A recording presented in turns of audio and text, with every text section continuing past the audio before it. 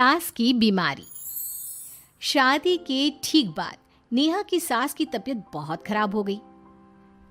बताइए क्या हुआ है आपको? बेटे की शादी थी तो थकान हो गई। मौसम बदल रहा है तो जुकाम और बुखार हो गया। ऊपर से बहू के घर का खाना पता नहीं कैसा था कि पेट भी खराब हो गया। खाना तो बहुत बढ़िया था डॉक्टर साहब, सारे रिश्तेदार तारीफ कर रहे थे। रोहित की माँ इतनी कमज़ोर है कि ज़रा से में बीमार पड़ जाती है। डॉक्टर साहब आप सारी जांच करके देखिए, मुझे ऐसी क्या बीमारी है कि मेरी तबीयत ठीक ही नहीं रहती। फिलहाल तो ज़्यादा कुछ नहीं है, पहले आपके ज़ुकाम बुखार और पेट का इलाज कर लेते हैं, फिर बाकी के टेस्ट करवा लेंगे। अभी आप ये दवाइयाँ ले आइए। पिताजी मैं डॉक्टर साहब को छोड़कर और दवाइयाँ लेकर आता हूँ। माँ जी तो बीमार थी, इसलिए नेहा ने किचन संभाल लिया। माँ जी अब आपकी तबीयत कैसी है? पहले से ठीक है। आप बैठिए, मैं खाना लगाती हूँ। तेरे बाबूजी और रोहित ने खाना खा लिया? रोहित तो टिफिन लेकर ऑफिस गए हैं माँ, और बाबूजी ने खाना खा लिया है। आप शुरू कीजिए।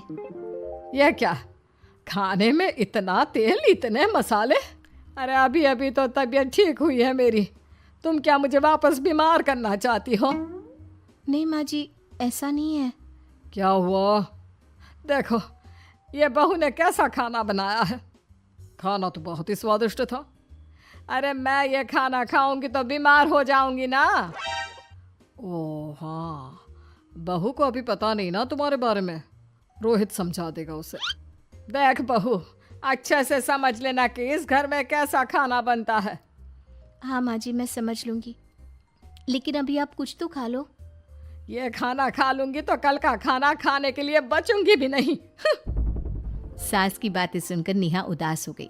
उसने रोहित के घर आती ही उससे माँ जी के खाने के बारे में पूछा। आज माँ जी ने मुझे खाने के लिए बहुत बुरा भला कहा। माँ को मसालेदार और तेल घी वाला खाना सूट नहीं करता, वो बीमार पड़ जाती हैं। ऐसी क्या बीमारी है माँ जी को? पता नहीं, आज तक कई डॉक्टरों को दिखाया, कितने टेस्ट करवाए, लेकिन कोई बीमारी पकड़ में ही नहीं आई। नेहा को कुछ समझ में तो नहीं आया, लेकिन उसने अपनी सास के हिसाब का खाना बनाना सीख लिया। माँ जी आज तो खाना ठीक है ना? खाना तो ठीक है, लेकिन ये मुआ रेडियो क्यों चल रहा है इतनी तेज आवाज में? वो माँ जी मैं अकेले काम करते करते बोर हो रही थी ना, तो टाइम पास करने के लिए चला दिया। तेरा इस टाइम पास के चक्कर में मेरा सर दर्द से फटने लगा है। तेज आवाज से मुझे माइग्रेन हो जाता है। सॉरी माँ जी, मुझे पता नहीं था। तुम्हें जब तक सब पता चलेगा तब तक मैं तो भगवान के पास ही पहुंच जाऊंगी। नहीं नहीं, ऐसा मत कहिए ना माँ जी। अब मैं कहीं भूख से ही ना मर जाऊं। खाना मेरे कमरे में रख दो। बेचारी नेहा, उस दिन उसे बहुत दुख हुआ। नेहा तुम रो क्यों रही हो? आज माँ जी ने मुझे बहुत बुरा भला कहा, मैं तो सिर्फ रेडियो सुन रही थी। ओहो, तुम माँ की बातों का बुरा मत मानो, उन्हें तेज आवाज से सर दर्द होने लगता है, दर्द की वजह से बोल दिया होगा कुछ। लेकिन मुझे तो ये सब पता ही नहीं था ना, इसलिए बाबूजी ने मुझे पहले ही फोन करके सब कुछ बता दिया, और मैं तुम्हारे लिए ये हेडफोन लाया हूँ। अब तुम अपने गाने भी सुन सकती हो और माँ को परेशानी भी नहीं होगी।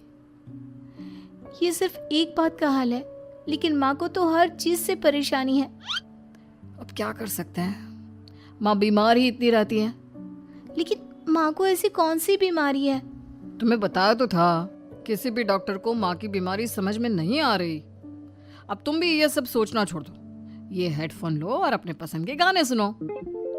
रोहित के गिफ्ट से नेहा की एक परेशानी तो दूर हो गई, लेकिन उसके मन में कई सवाल खड़े हो गए। आज मैं देर से उठाऊं या तुम जल्दी उठ गई? वो माँ जी को कल रात भर सर दर्द हुआ ना, तो जल्दी उठकर उनकी जगह मैंने पूजा कर दी। अरे वाह, अच्छा अच्छा, हे भगवान ये किसकी करामत है? ये तो माँ जी की आवाज है। चलो चल के देखते हैं। क्या हुआ माँ? अच्छा, यह घर में गुलाब कौन लाया? मुझे नहीं पता, मैं तो अभी उठा हूँ। माँ जी आप कल रात भर सो नहीं पाई, तो मैंने जल्दी उठकर पूजा पाठ किया। घर में फूल नहीं थे ना, तो मैं बाजार से गुलाब के फूल ले आई। नेहा माँ को गुलाब के फूल की एलर्जी है। अब मुझे ये कैसे पता होगा? अच्छा, तुझे कुछ पता नहीं तो तू वही काम क्यों करती है जिससे मेरी तबीयत खराब हो जाए? रोहित के बाबूजी, ये बहू मेरी जान लेना चाहती है। माँ जी, मुझे ऐसा करके क्या मिलेगा? वो तो तुझे ही पता, लेकिन कुछ तो है। रोहित की माँ, बस करो। बेचारी बहू को कुछ पता ही नहीं है, बस इसलिए उससे गलती हो जाती है। जाओ तुम कमरे में। बहू, तुम रोहित की माँ का बुरा मत मानो।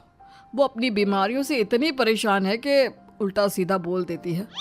नहीं नहीं बाबूजी, मुझे बुरा नहीं लग रहा, मुझे चिंता हो रही है माँ जी की बीमारी की। ये बताइए कि माँ जी को ऐसी प्रॉब्लम्स कब से होने लगी? शादी के 6-7 महीने बाद से। बाबूजी, तब घर का माहौल कैसा था? अरे भरा पूरा परिवार था। मेरे बाबूजी, माँ, काका, काकी, मेरे दोनों बड़े भाई, दोनों भाभियाँ, दोनों के 2-2 बच्चे हैं, एक छोटा भाई और एक बहन। सब साथ रहते थे। इतना बड़ा परिवार? हाँ, मैं जब 10 साल का हुआ ना, तब पापा का ट्रांसफर यहाँ हुआ। उसके पहले तक तो हमारी जॉइंट फैमिली ही थी। और माँ जी किस चीज़ से बीमार पड़ जाती हैं? जब तेज गर्मी हो, ठंड हो या ज्यादा बरसात हो जाए। जब माँ ज्यादा थक जाए, जैसे दिवाली पर घर की सफाई या कोई फंक्शन हो, या ज्यादा मेहमानों के आने से घर का काम बढ़ जाए। तेज म्यूजिक, तेज लाइट या ऐसे कोई तेज स्मेल आ जाए। तो माँ जी की ये बीमारी ठीक हो सकती है। कैसे? सब पता चल जाएगा। आप कल माँ जी की टेस्ट रिपोर्ट लेने जाने वाले हो ना? हाँ। तो सुनिए क्या करना है। अगले दिन रोहित माँ जी की रिपोर्ट्स लेकर आता है। माँ, बाबूजी, नेहा। अरे क्या हो गया रोहित? माँ जी की रिपोर्ट आ गई है। कुछ सीरियस है क्या? जिसका डर था वही हुआ। अरे गोल गोल बातें मत कर, सीधी तरफ बता बेटा, क्या हुआ है मुझे? माँ, आपकी किडनी, लिवर सब फेल हो गया है। आपका दिल भी कमजोर हो गया है। डॉक्टर ने कहा है कि आपके पास सिर्फ 1 महीना बचा है। ये क्या बक रहा है? ऐसा हो ही नहीं सकता। मुझे लग ही नहीं रहा कि मैं इतनी बीमार हूँ। लेकिन माँ जी, रिपोर्ट झूठी तो नहीं हो सकती ना?